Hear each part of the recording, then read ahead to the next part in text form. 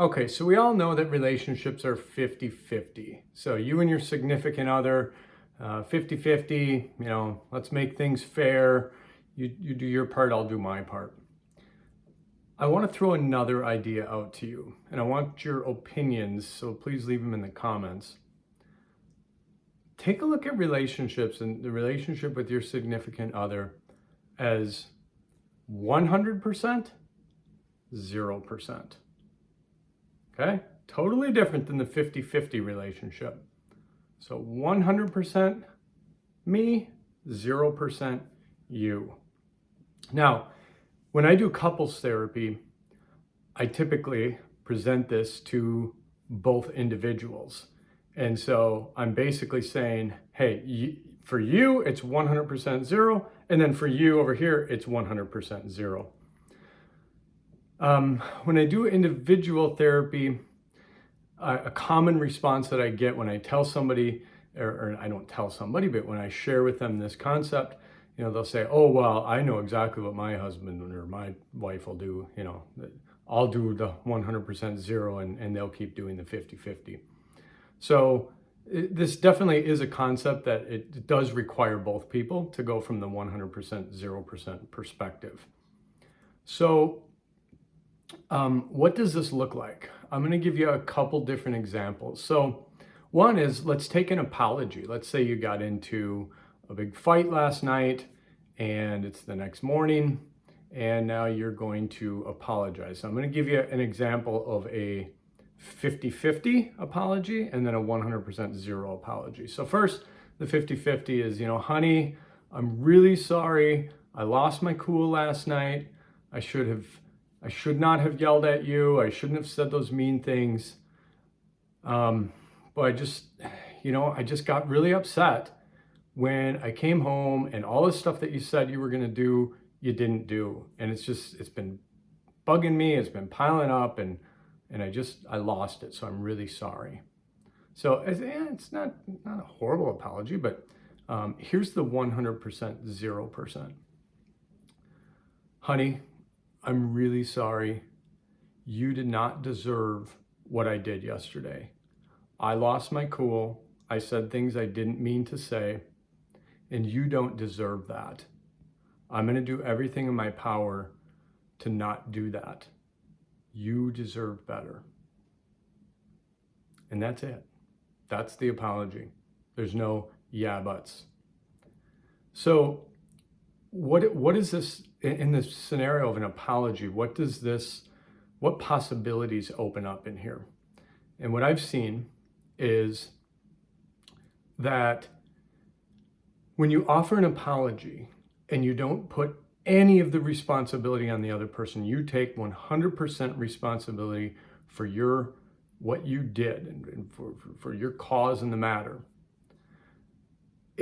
Well, first of all, it does what it's intended to do, and it shows that you show remorse and that you're sorry for what you've done. The other thing that it does, or I should say what it doesn't do, is it doesn't cause your partner's defense mechanisms to raise up, because as soon as you say, I did this because you, their ego gets involved and now they become defensive. Potentially, it could turn into another fight. But when you don't do that and you take full responsibility, their ego is already probably on a little bit of defense just as you're coming to apologize, but it totally calms it down. And it gives that person the opportunity to really take in what you've said and then reflect on their part in it. And oftentimes what you'll get is you'll get an apology back. Okay, it's okay. I'm sorry. I should have done the stuff that I just didn't do what I was supposed to do. And I'm sorry, and I'm going to do better at that. And when that type of an apology happens, it's gone. In fact, sometimes we're often left in a better place than we were.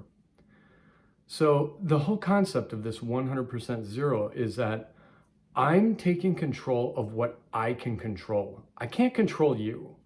You can't control your partner no matter how much you try. And we know that, but yet we still do it. We all do. So I'm taking responsibility for my stuff. And then on the other side, of course, they should be taking responsibility for their stuff. So here's another scenario of where this is relevant or important, or you see great benefit.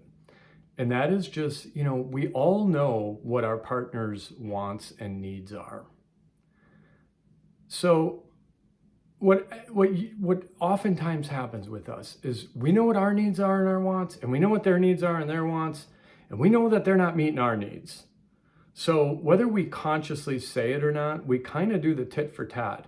Well, I'm not giving you what you want until I get what I want, because wow, how is that fair? Well, that's a 50-50 mentality. The 100% 0% mentality is, I am going to focus 100% on what I can do for my partner. It doesn't mean my whole life revolves around meeting my partner's needs. It just means when it comes to meeting their needs or wanting our needs met in that arena, we are just focusing on meeting our partner's needs and wants. So when you do this, number one, you have to do this part of it. You have to give up the expectation that they're gonna do anything in return. Again, that's 50-50. Now, you can't use this mentality as a new way to try to get your needs met. It doesn't work that way. It has to be authentic and natural. So if this whole concept doesn't speak to you, forget about it. But if it does, try this. But when you do it, really get after that 100% zero. So you're focused on what do they want? What do they need? Every spiritual teaching out there teaches us to go and give to others. Give to others. I think a lot of them say, give to others and you shall receive. Again, we're not using this method as a way to receive more, but focus, do what the spiritual teachers tell us and focus on giving and on them. Now, I do want to say that if you adopt this philosophy, more than likely, if you do it for long enough, your partner will notice and they will start to change. Again, it's not what you're trying to do, but if you notice that you get to a spot where you're like, hey, God dang it, I'm just giving, and nothing's really changed on the other end, I do recommend that you, when you're calm, have a conversation about that and just point out, just say, hey, I just wanted to know if you've noticed that I've really been putting a focus on my responsibility in this relationship. Have you noticed anything? And maybe that's it. Maybe that's the end of the conversation. You don't even need to go, I haven't noticed anything changing in you. The change will take place eventually, I promise. And if it doesn't, there's probably some unhealthy things going on and you might want to get some additional help with that. So, other things I want to say about this, you can use this concept in other relationships. You can really use it in any areas of your life. If you think about it, this is a very good way to operate in life. And that is, what am I responsible for? What do I have control over? Let me focus on that and put much less focus on everybody else and what everybody else is doing. It's a very empowering place to live your life from. And many times when people make that transition and they start living from what they're responsible for, their life changes, their circumstances change, the people around them change. Again, don't use this as a means to an end. Don't try to get everything to change by doing this. It doesn't work that way. Oh, there's something else I want to say about it. I can't quite remember right now.